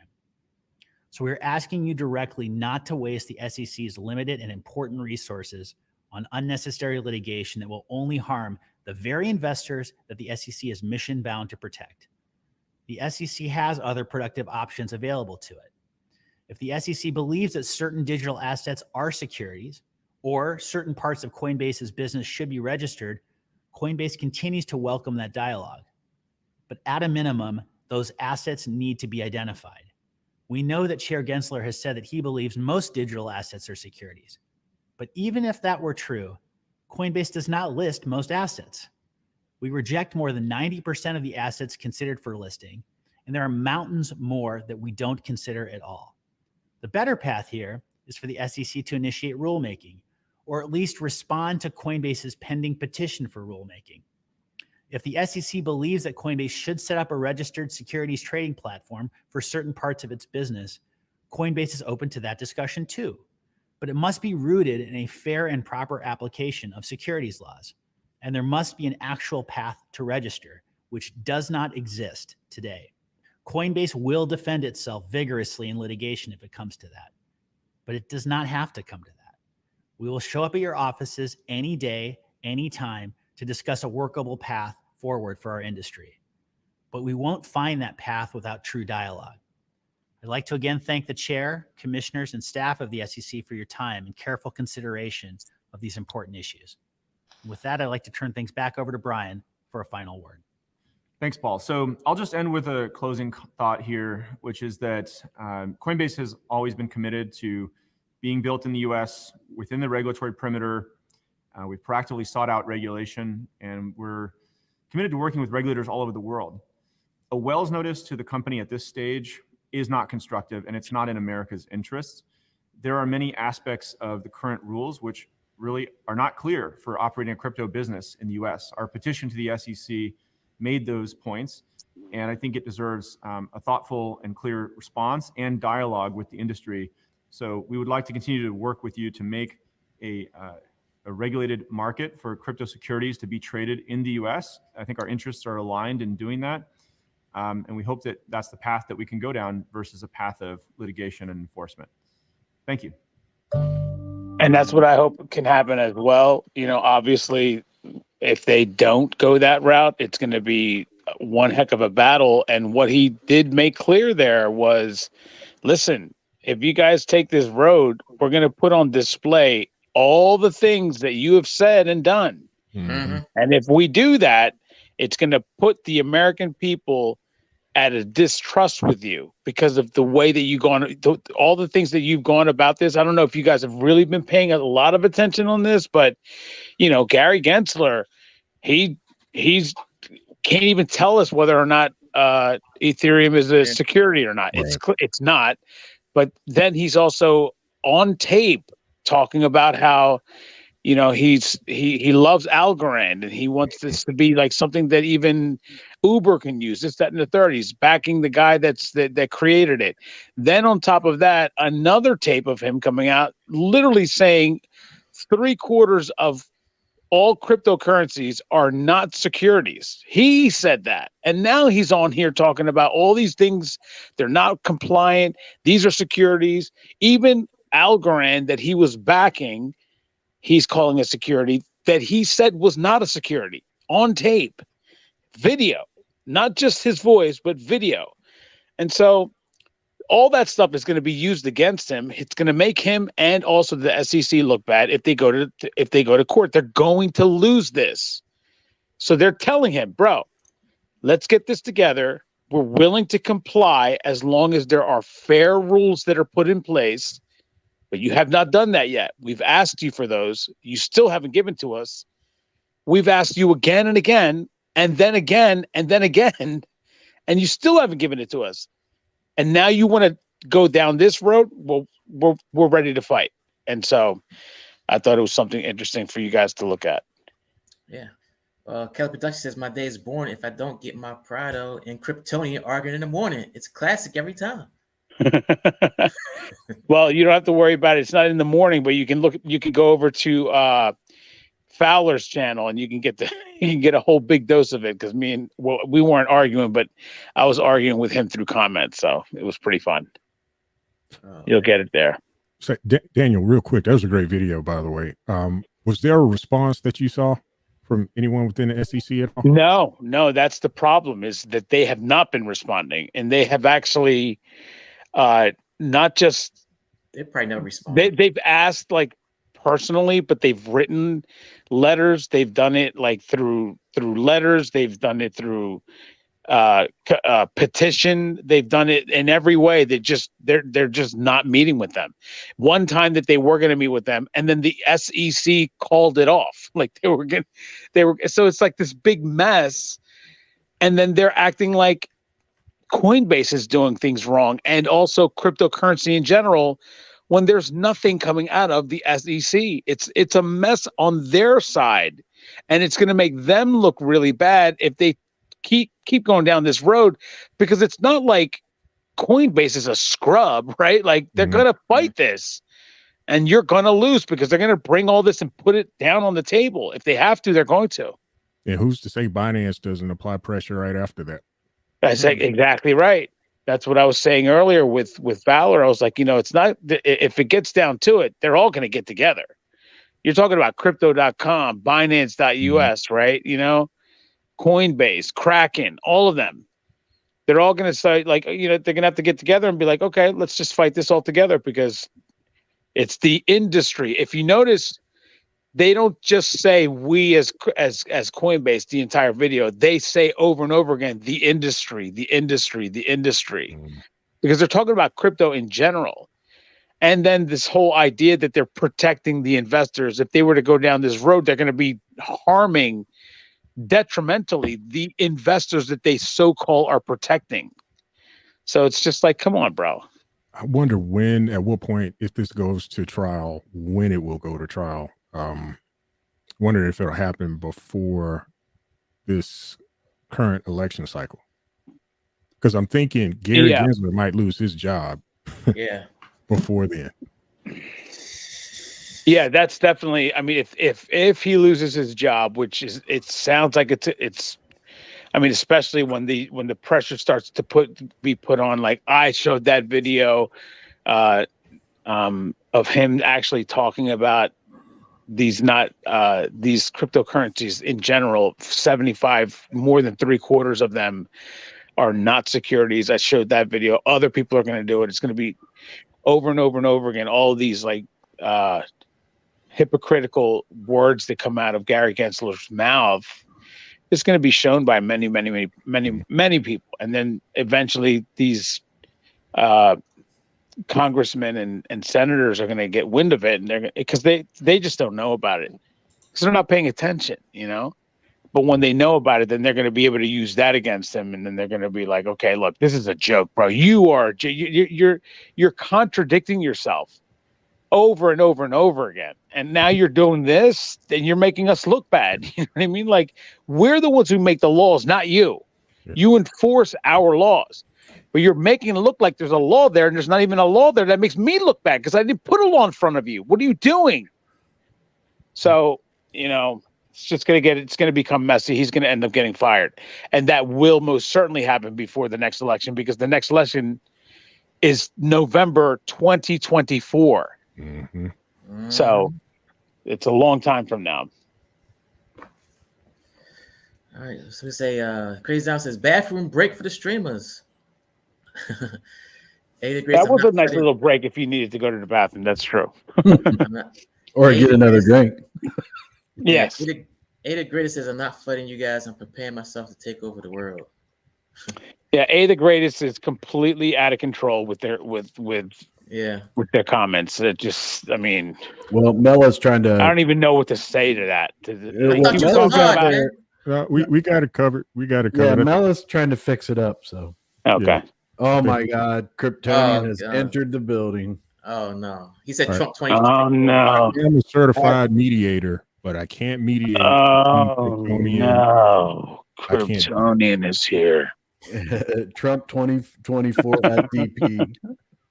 Well, because my family, I know, I see it. Always helping each other to be more knowledgeable. This video is a giant against the. Okay, dumb question. Why does it matter where I am in the world at that time? Nobody cares. Yeah. Well, I think Mello was telling him about the launch, and depending on the time where you are in the world, not as to what the launch time would be. Yeah, I know. I saw Mella. He was doing his thing down there, but you're wasting your time with that person, bro. He he thinks that we have a 74% bonus. He's talking about October stuff, man. You got to just be like, oh my goodness. As soon as that came out, I was like, bro, you're way off. You don't even know anything right now. In October, 74% bonus for Seifu X. My goodness. You are way off. Compton keeps going in and out. Compton, what's going on, man? You at the gym or something? Nah, I'm not at the gym, brother. Why you leave every 2 seconds? Mrs. Worldwide just keeps laughing. She's in the background laughing over there. Compton, every time you come back on too, we can't even hear you. What are you doing, bro? Go get in a good spot in Los Angeles where they have good cell signal. I'm at the store, that's why. Oh, it's the store. Compton. I love him because he'll be working out, he'll be playing tennis, basketball, and he still has us on in his headphones. Marshall says, it's disappointing that Coinbase has not been a leader, but only spoke out when they were in the crosshairs of the SEC. Well, they're being a leader now. That was a straight up video from them to the SEC. Nobody else has done that. Yeah, and to the world, basically. Yes, and to the world. Where we stand, and this is where we're going to go. That's right, Chris. Just drop out. Yeah. That was a pretty bold move. That tells me that they are very confident in their position. Oh my gosh, yeah. And like I said, remember I said this isn't somebody that put the video out, it's them. Mm-hmm. Nobody's introducing it like, hey, look what this video I found. It's them. They put it out, and they exactly right, Mella. They feel very confident. They're like, bro, if you want to come at me, let's do this. And I'm going to tell you right now, it's not a good move on your part. And it sounds like they have more than just the shenanigans that Gary Gensler's been involved in. Oh my goodness, yeah. They got a lot more stuff that you and I don't know about. Exactly. Mm-hmm. Yeah, that video to me is protecting their company and protecting their investors and stuff like that. That's what if I was heavily invested in Coinbase, I'd really like to see a video like that come out. But you know what, Chris, though, if you listen to it again, they're protecting the industry. Right, and they go to a next level. I mean, Yes. that's what I'm saying is I would be very happy being an investor, but at the same time, we need Binance to come out. We need other ones to come out right behind them with other videos saying, "Hey, yeah, we're willing to sit at the table. We're willing to do what I it agree takes." against the. Yeah, I mean, it doesn't. But that's always what have to CZ be. Binance has said. That CZ Binance has said, "I want to sit down with you." So what needs to happen is he needs to come out on it in his own little video, or just stand right next to Coinbase and be like, "We are here, bro. What's going on? Let's get this done." Because it's not them. It's clearly not them. It's the SEC, and it's not even the SEC. It's Gary Gensler. Right, but it's also, if you watch the hearings in the House today, that you have quite a few people that sound like they're pro crypto and stuff, but you have a few of them that are like, it's almost like when I watch it, because of maybe my mindset with the government and everything, I'm almost thinking like they're either playing it up. They have a position that I just can't understand, and I'm like, why do you have that position? Is something going on behind the scenes? But yeah, I mean, the politicians need to get it together. I mean, whoever is the president, if it's Biden or if it's Trump or if it's someone we don't even know yet or whatever, right? This crypto thing is not going away, and they need to address it. Exactly. And the first one that does address it will probably gain a lot of support. My gosh, yeah. Yeah. So I mean, I saw a comment earlier. Somebody said something about Trump's like favorite. I heard something about Trump is favoring crypto now, and it's like, well, I don't know if he's favoring it, but he makes a lot of money off those NFTs. So I mean, if he's a money guy, then maybe he does. But he's not coming out, saying a bunch of stuff. Right. He hasn't said anything. That's the thing. And like that's my post the other day about Biden, it's not. I'm not saying that Biden doesn't know or doesn't care. He's old and feeble, and I'm saying it's probably not on his list right now. Right, but he hasn't said anything, which frustrates me. Right. Like and everyone talks about Biden that he's against crypto. He's not against crypto because we haven't heard him say that. But here's the problem. He hasn't said he's for it either. So that's what's frustrating. But the issue is it's not Biden. And it drives me insane when you hear these things about it, whether they say it's Trump, it's Biden, or whoever president there, Obama, whatever. The people that are around them are giving them advice all the time. They can't cover every different situation. Yeah. They can't be out there. So when the people around them are giving them advice or talking about stuff, when it comes to Biden, it's probably not high on the list of the things they're talking about. Way other things. I mean, and think about it. If Biden came out and was like talking about crypto, you'd have a whole group of people out there to be like, "Oh my God, all this stuff going on in the country, and he's talking about crypto," and then you get bashed for that. So they gotta. I think they got to come out and they got to say something. I think these politicians. But at this point, they do. You're right. At this point, they do. And I think that if he did, though, there is a big reason for him to talk about it, and it's because of the U.S. dollar. The U.S. dollar is trying to be taken over by the BRICS. Your Brazil, Russia, India, China, and South Africa, right? So those countries combined took up 32% of the world's GDP. The G7, which includes the United States, only took up 30%. So they actually beat us. The problem with that is that the 60% of that 30% is China. So that's the reason why right there.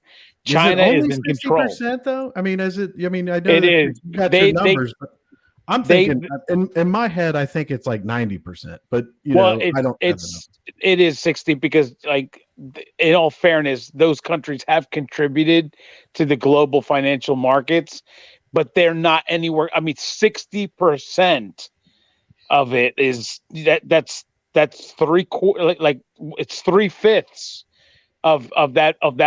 of those five countries. I mean, it's so it's 5 countries, but basically China's taking up 3/5 of it. It's like, that's a lot, So, but everyone thinks it's because of Russia. Russia's weak. They're a very weak country. We're talking about a GDP that comes out in this that's the size of Texas, and that's not to say anything small because Texas is huge. They contribute, but to be tied with the state of Texas, imagine that we have 49 other states that are contributing to our GDP. And Russia is as big as Texas when it comes to their finances. So they don't contribute it that much. They're not that big of a player. Neither is South Africa. They've contributed 400 billion. 400 billion. That's it to the world's GDP. That's it. You're talking about China and India. Those are the two biggest player, and obviously China is the biggest one, and they're making a push. So now how do you combat that? That's why it should be on the president's desk. This is one way that you can do this, and in my opinion, by introducing legislation that says the U.S. dollar should be the number one way for people to off-ramp. Just off-ramping makes the U.S. dollar stronger, in my opinion. I don't understand. That's like I agree with you 100%, and I don't understand what the deal is. But at the same time, over the last 10 years, it seems like every time the government does anything, it doesn't make a whole lot of sense to the average person. So I don't know why they're not jumping in and they could easily do this. And it seems like I don't care who your president is that you're voting for or whatever, or who you a fan of or whatever. But bottom line is, it seems like every time the average person's like, this is what the government should do about this issue, they don't even listen, and they go do something totally different. Well, I've said it the other day. I'm not backing anyone who's not pro crypto at all. You might have two candidates that are not even remotely, I don't. Like perfect example in this scenario, Donald Trump should be singing the praises of crypto all over the place because he's literally made money off those NFTs. Exactly. But he's not saying it. That's what he's not even is. saying it, which is frustrating. And I have a lot more respect for Biden because of the fact that Biden is saying, these guys aren't saying anything, but you got a guy that's been making money off NFTs and crypto, and he's not saying anything at all. Biden doesn't have any.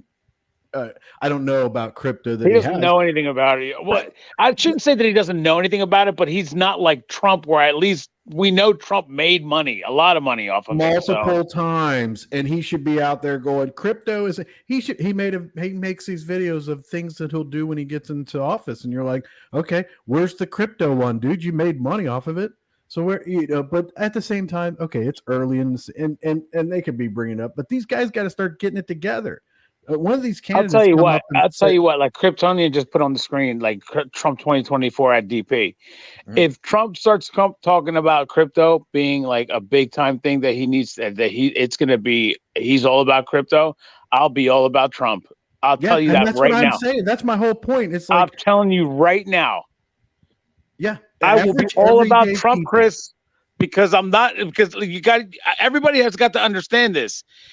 I know that he was a horrible president, but right now we're on the cusp of something very, very, very special, and it's going to be transformative for the country.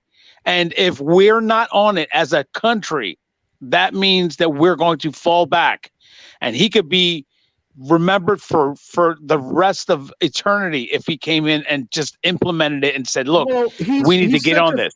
He's such a fan of the dollar. Okay, so he's always talked about the dollar. Well, we all are. The dollar can go hand in hand with cryptocurrency. Absolutely. You can keep your dollars under your mattress, do what you want to do, and you can do crypto, all that kind of stuff. And Trump has, I mean, I don't think Biden can at this point, because I think that it's not on their list, and he can't.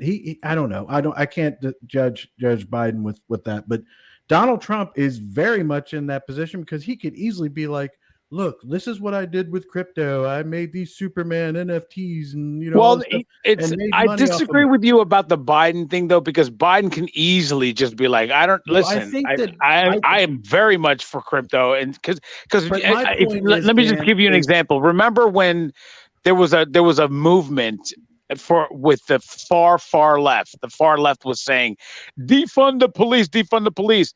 As soon as he was asked that question on national television, he was like, I don't know what they're talking about. I am not for defunding the police. Well, I want agree to with what you're fund the saying. police. That's what he said. And But- he went and he flipped the whole script on all that whole Right. far left thing.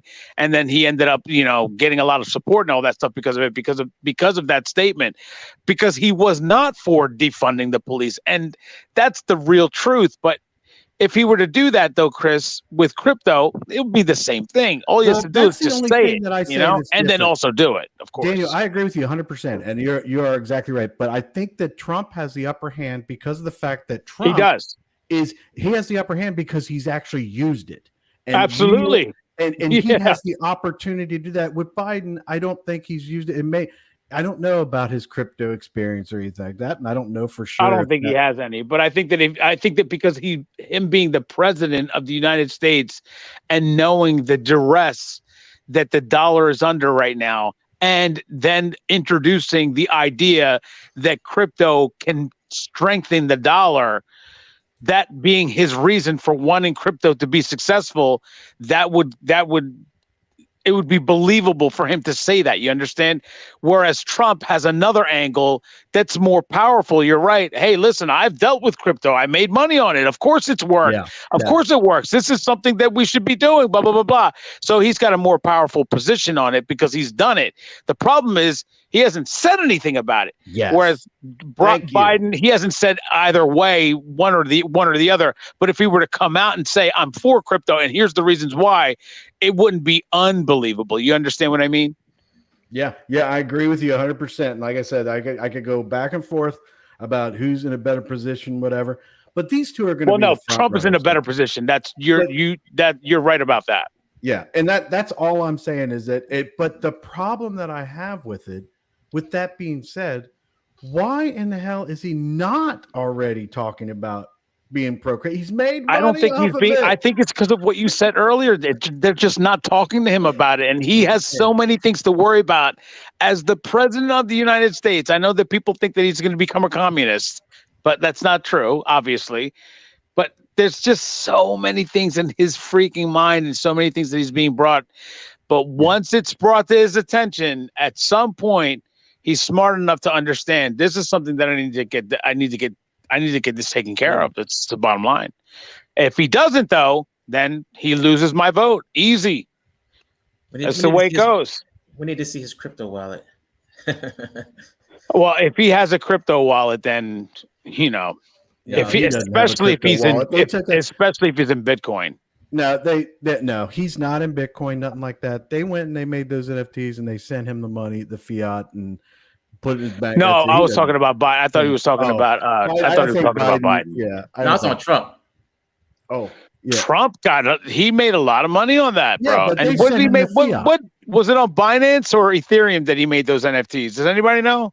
It was Ethereum, and he got the money. He doesn't know what a crypto wallet is. Don't get me wrong. I'm not saying that. No, yeah, he got that money though. They gave him the money, and he was like, okay. But when he received the money, when he got the money in his bank, and he was like, look what I did and all that kind of stuff, or wherever it went, maybe it went to charity, maybe it went to his financing, his campaign or something. I don't know. Wherever it went, he knows it came from NFTs and crypto. Oh, yeah. No, he knows that. Yeah. And it should have easily been like, he should have had an epiphany and gone back and been like, I was talking crap about Bitcoin years ago.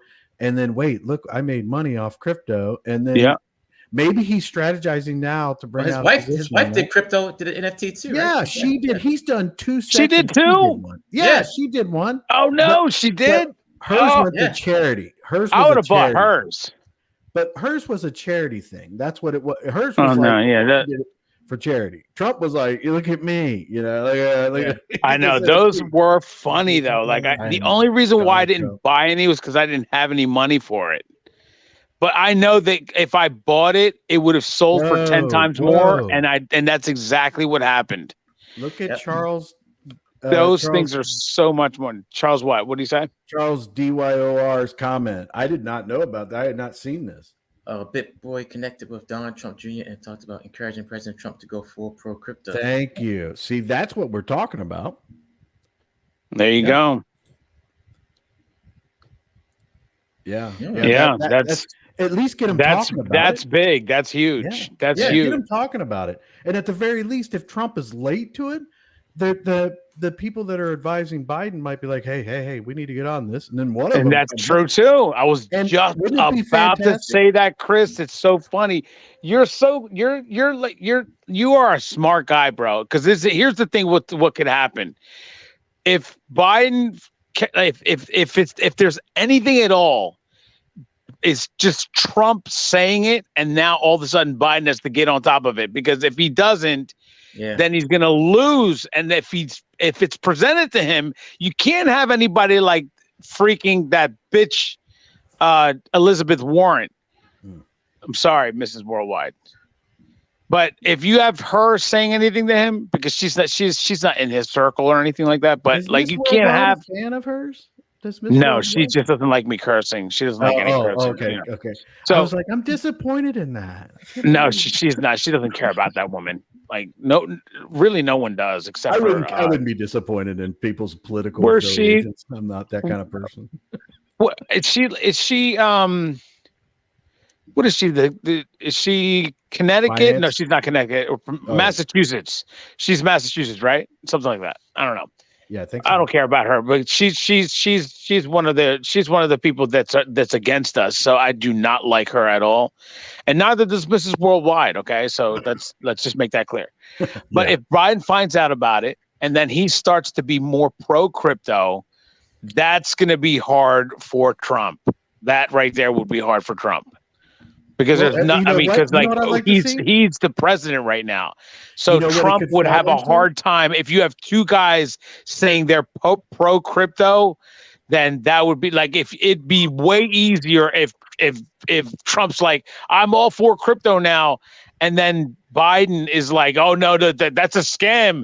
Then he's gonna have a much easier way getting back into the White House, because he could be like, look, he's saying it's a scam, everybody. And look at me, I just made all this money the same way that you can. You know what I mean? So in the ideal way, wouldn't it but be I don't great? think that would happen. I think Biden would be like, oh, wait, hold on. We need to look at this again. Well, right? wouldn't it be great for crypto if both of them fell into the position of they liked crypto? And it was like a non-issue. Pride, you have to check your DMs. Okay. Say that again, Chris. I'm sorry. Wouldn't it be great if both candidates and both political parties fell into the position of supporting crypto? Yeah, that's what I'm saying. If that were to happen, that's what would make it hard. Like, the only real way that Trump has a huge edge is if Biden is like, oh no, that's a scam. Right. You know what I mean? Like, don't do that. But if Trump comes out and is like, look at all this money I made, we should be doing crypto. And then Biden turns around and is like, yeah, no, I like crypto.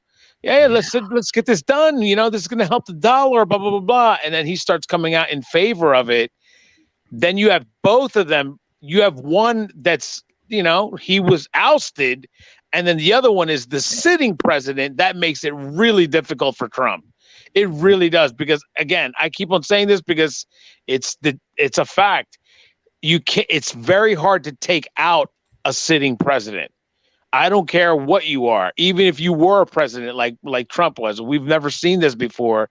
So as far as maybe a president lost and then ran again and won in some other lifetime. I don't know of any off the top of my head, but right now in our lifetime, we've never seen this, where a guy won the presidency, lost, and then came back.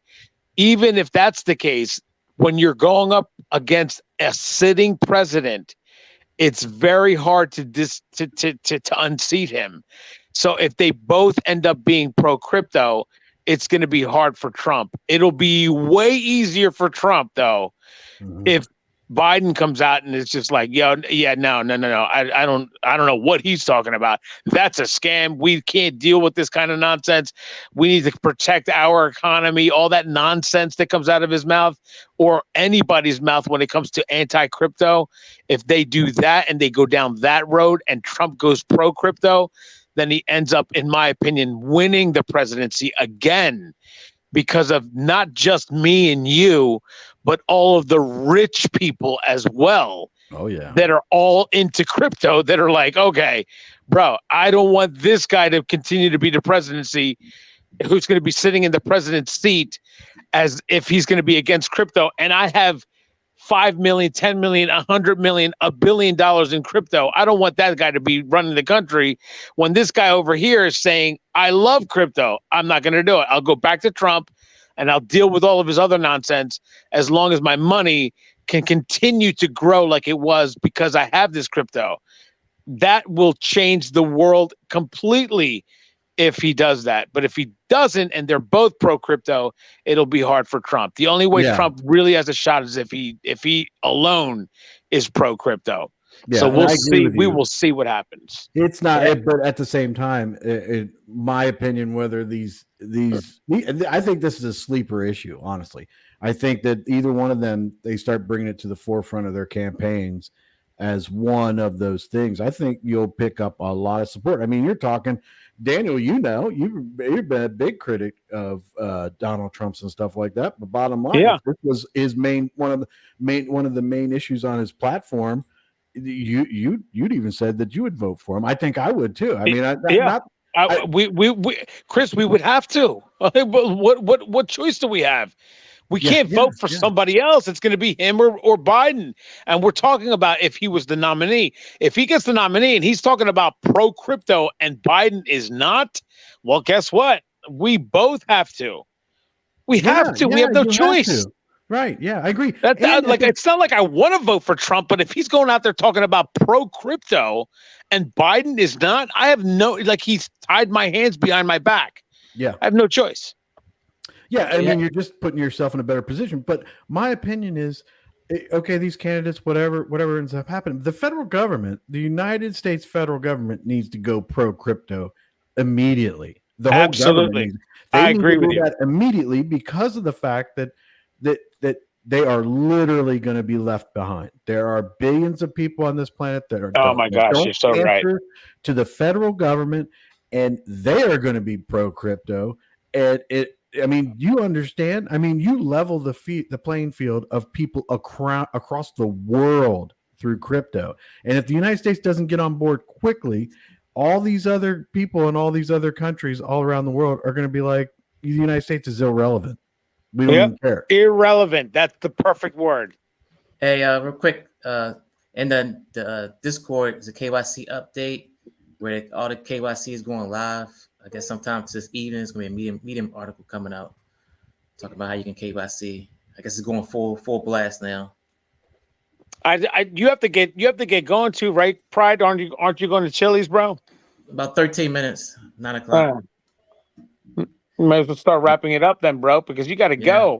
Well, I did offer Kryptonian. I don't know if he did, but I did offer Kryptonian if Pride had to leave, and I offered Pride if anybody wanted to continue the conversation. Late night with Chris Cruz. Yeah, open discussion. Nothing. If you want to go beating each other up, No, I'm going to sleep now. I came on just for a few minutes, and it turned into be like an hour and a half or whatever it's been. But it was a lot of fun. I don't want to keep on going on and on. I will listen to you guys, Chris, when you because I'm sure you're going to go back on right now. Just bring Kryptonian on or whoever. I know that Mela fella wanted to continue in talking about some other things, and Pride has to go. So I know that you want to go, Pride, and I feel bad when you don't get off on time because I know your wife is waiting. You guys are ready to go to that. You get that beautiful dinner every Friday. I think it's a beautiful thing that you have that little tradition going on. So go ahead and go do what you need to do. I'm going to get off though, Chris. When you get on again, I will be listening when I wake up. So go ahead. If I were you, just go ahead, get on, because look, Compton's on now. He's going to want to talk about, Trump. Everybody knows that Compton loves talking about Trump. So, No, man.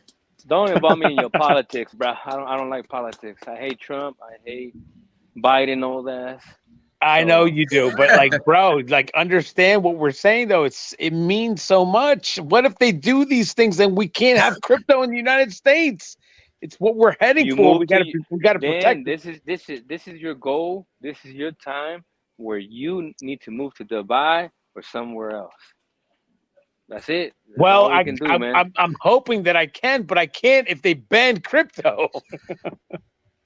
I need to get this done beforehand. Then I can get to Dubai and I can have live streams with you guys while I'm in the hot sun, saying, "How's it going over there with your non-crypto asses?"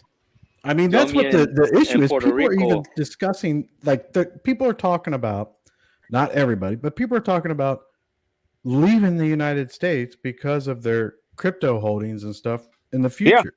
So why?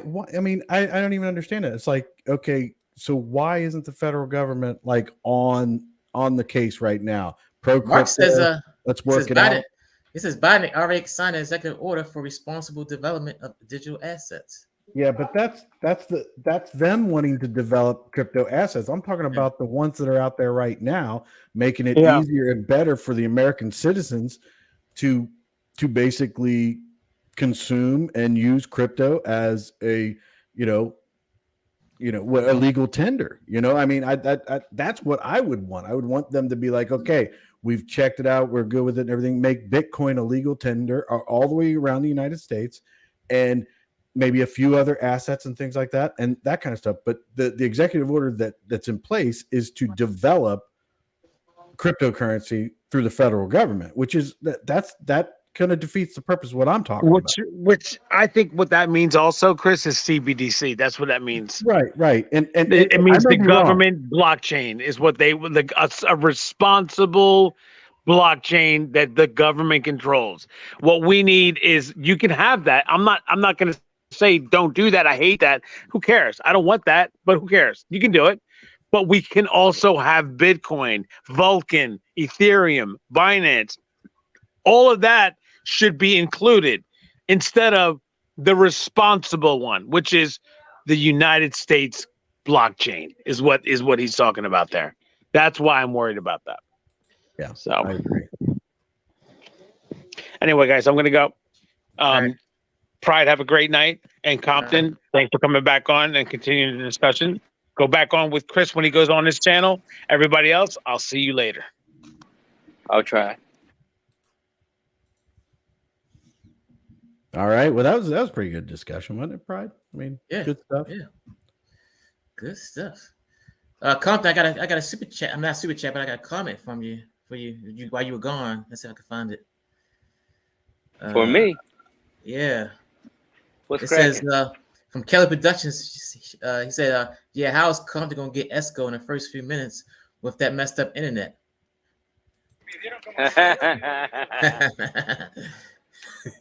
I'm gonna be at home, not at the store. That's okay. That's where I'm at. So that's your workaround. Huh? Yeah. No, I was gonna be on a Sunday, right? So I'll be at home. Right now, I'm running errands, but I'm not gonna be showing, my face like when you dox when he goes to Sam's. When you dox him. I'm trying to see which channel I'm gonna dox on. I'm trying to see which one. Yinfi says, hello guys, good to see you. Crazy Diamond, thank you for everyone for the great show, getting better every time. That's what buying is time for CB development, crypto, not currency. I like that order. Bitcoin, Vulcan, Ethereum, Binance, WagMe. Digital currency and cryptocurrency are two different things. Okay. Peace out, Prado. The government is all about control, control, control. Jason, hello everyone. That's all the comments. All right, buddy. You about to go live, Chris, or what? Yeah, I'll go live. I think there's other people that maybe that they're out there that want to have some input as to what we were talking about and do an open discussion. I imagine Kryptonian will want to come on and dig it, Daniel Prado, a little bit. Yeah, man, I gotta find a beat for your intro, man. Like a decent one. I've been Trying to working find on one. so much stuff this week on it. It's all scattered out everywhere. It's all. I don't know what I'm gonna do actually. Cody J SGO price predictions day one, $300. Easy. You know, that's funny because you're saying that, and I'm thinking I think it could be more. Yeah, But I'm so man, conservative. we Yeah, might look back in a few weeks after it's done and be like, $300 was nothing, man. right. You were way off, right? And I know. it's a good estimate right now, you think? Yeah. Hopefully in a positive way. Yeah. Yeah, it's gonna be crazy. I hope I can get in early. That's all I want. I want to be get in early and see how many tokens I got. Hope it's above 50 and just sit back and relax and watch the chart just go. What do you guys think Safe was gonna do in the first 5 minutes? Seifu? Seifu go. Oh, Seifu go. Yeah, I said first 5 minutes, $50. $50, that ain't bad. Next 5 minutes, $50. Next 5 minutes, $50. And every 5 minutes, I think it's gonna go up. 150 in the first 15 minutes. Come on, bro. Yeah, that's not what do you think it's gonna be? First 15 minutes. Like 60. $60 in first 15 minutes. Yeah, imagine a lot of B&B coming in. Right, that's why I was saying 150. 750 day one says Daryl Everett. At first minute, $1,000 says invest in yourself. So I'm kind of lowballing it. Sky High says $1.50. For Esco. What's Esco on price? Wave plus correct slippage plus fast net plus fast fingers equals getting Esco in the first minutes. Yep. All right, guys. What time you gonna start your stream? Probably about 15 minutes or so. I put it out there already to go to go at 9:15, but I don't know. It just depends. It might be late for some people, but I just want to give people an opportunity to say we had a lot of comments coming in, and I think people have opinion, and if they want to come on and discuss it, they don't have to, show their face or anything, but just give them an open. I put it as an open discussion so they can talk about it, and maybe we can learn something, and maybe we can help figure something out. Richard Hubman says $1,000 the first few minutes as well. See, I mean, yeah, 300 is pretty good, but we could be sitting back here going, Pride, what the heck, you were so under or whatever. I don't know. I couldn't even begin to come up with some type of an estimate. He said it's funny because I said it was $300 the first 15 minutes. I guess that's FUD now. Oh, is that FUD? I was thinking it was a good price. I'm sorry. Yeah. I wasn't FUD. I didn't think it. What do you guys think about Seifu? You guys think Seifu can get up to like $2? Yeah, there's someone else that's actually commenting about Yinfi. Yeah. Let's stay positive. Yeah, there you go. It's up there. 300 to 500. If Esco goes to the moon, will Kryptonian believe? Well, we get Kryptonian on there, then we're going to be in trouble. He's going to give us. I'd like to know what his position is on the what we're talking about, the presidents and all that. I would like to know that. You already know his position. They want to control everything. Well, you guys think Seifu can pump to like $2? To what? Oh, $2. Seifu. $2. Yeah. We only had like over 1,000 votes, and Brian made that buy for $30K, and I was like, wow. Did he actually make it? I didn't see it. I didn't see that. Yeah, he did. It drove the price back to like from 102, 103 to like 106. Oh, okay. Well, that was the one that he did. But what about the one that was going to be the 24-hour one where he's going to do? That's what he's talking about. That's the one. Oh, he did do that one. I didn't see that one. I saw the one that he did the other day where we all had to get the 500 on the thing, and he changed it to 450 and did it right away. Daniel was like, he was counting to 500, and we had already got there. No, yeah, he did. He did it in the morning. I think it was early in the morning, and then he hasn't been on Discord, I believe, all day. Busy all right, man. guys. Well, take it away. I see you guys. I guess on the blockchain. I guess that's like Take care. Thanks guys. for having me on. All right. Thanks for showing up. Appreciate it, buddy. All right. Will do.